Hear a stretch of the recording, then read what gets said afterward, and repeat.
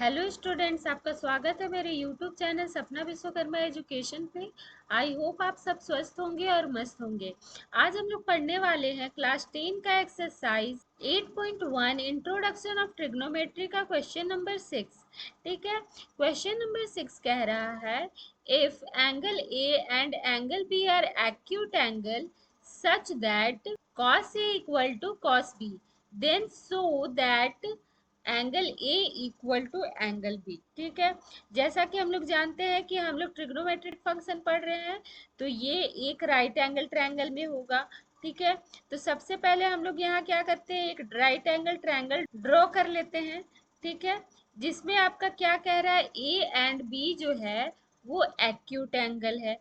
तो यहाँ पे हम लोग एंगल का नाम लिख ले रहे हैं क्योंकि ये एक्यूट एंगल होता है। तो एंगल ए और ये एंगल बी जो है एक्यूट एंगल है, और ये एंगल जो है वो आपका राइट एंगल है जिसका नाम हम लोग सी कर देते हैं। ठीक है, यहाँ तक समझ गए। अब देखिए हम लोग को दिया हुआ है यहाँ given cos A equal to cos B। यहाँ तक समझ गए, ये हम लोग को दिया हुआ है। तो हम लोग को प्रूव करना है, we have to prove angle A equal to angle B। समझ गए, तो हम लोग को जो दिया हुआ है उससे हम लोग स्टार्ट करते हैं। हम लोग को क्या दिया, cos A equal to cos B है। ठीक है, तो यहाँ पे देखिए cos A यानी कि एंगल A के लिए cos क्या हो जाएगा आपका, cos थीटा का फॉर्मूला होता है आपका बेस बाय हाइपोटेन्यूज।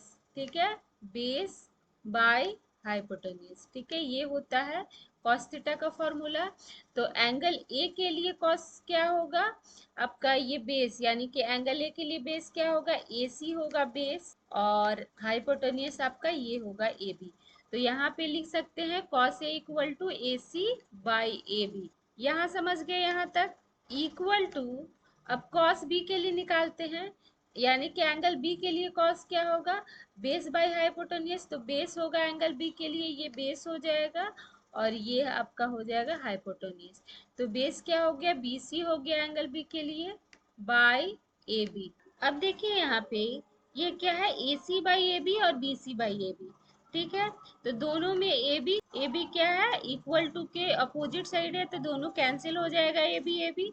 तो हम लोग के पास बचा A C equal to B C, A C equal to B C. ठीक है, अब हम लोग क्या करेंगे, एसी के अपोजिट साइड वाला एंगल लिखेंगे और बीसी के अपोजिट साइड वाला एंगल लिखेंगे। ठीक है, तो एसी ये आपका साइड है, इसके अपोजिट एंगल क्या है आपका, ये एंगल बी है।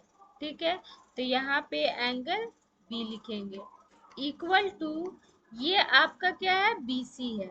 तो बीसी के अपोजिट एंगल देखिए क्या है, बीसी के अपोजिट एंगल आपका ए है।